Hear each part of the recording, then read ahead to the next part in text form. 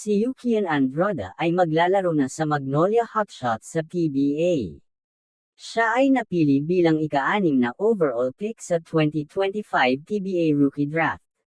Si Yukian Androda ay isang NCAA champion at naglaro para sa San Beda Red Lions bago lumipat sa Magnolia.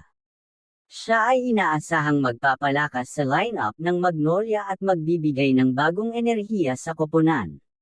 Si Yukian Androda ay may karanasan sa paglalaro sa ilalim ng pressure at may kakayahan na mag-score at mag-rebound.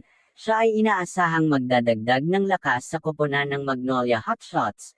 Siya ay nag-average ng 12.4 points, 5.8 rebounds, at 1.6 assists sa NCAA Season 100, at nanalo ng championship sa nito lamang.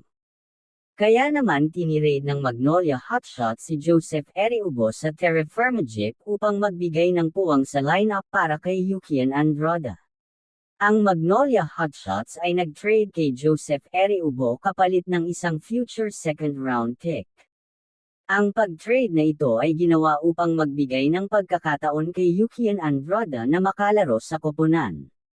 Maaaring bumaba din ang minuto ni Javi Gomez de Leaño sa paglalaro sa pagdating ni Yukian Androda sa Magnolia, dahil si Yukian Androda ay isang forward, posibleng makipagkumpetensya siya kay Javi Gomez de Leaño para sa minuto sa lineup.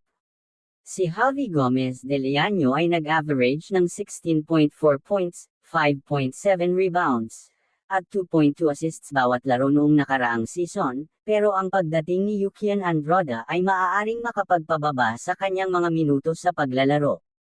Gayunpaman, depende pa rin sa desisyon ng coach at ng koponan kung paano nila gagamitin ang mga manlalaro sa lineup.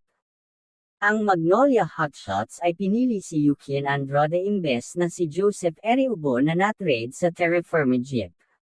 Si Yukian Androda at Joseph Eri Ubo ay dalawang magkakaibang manlalaro na may kani-kanyang mga katangian at karanasan. Ang dahilan ng Magnolia Hotshots na sa tingin ko kung bakit nila pinili nila ito kesa kay Joseph Eri Ubo ay dahil si Yukian Androda ay may karanasan sa paglalaro sa ilalim ng pressure at may kakayahan na mag-score at mag-rebound.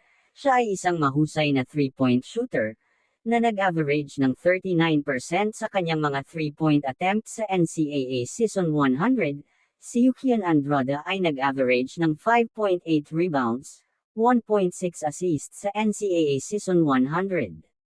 Si Joseph Eri Ubo naman ay may karanasan sa paglalaro sa PBA at may kakayahan na mag-score, ngunit hindi siya gaanong mahusay sa pag-rebound at pagpasa. At yan ang sa tingin ko ang dahilan ng Magnolia Hotshots kung bakit mas piniling bigyan ng puwang si Yukian Androda sa lineup upang makapaglaro ito kaya na-trade si Joseph Eri Ubo sa Terra Firma Jeep. Kung kayo ang tatanungin ko, ano ang opinyon nyo sa ating topic, komento nyo lang sa ibaba ng ating video ang inyong mga opinyon para mapag-usapan natin yan.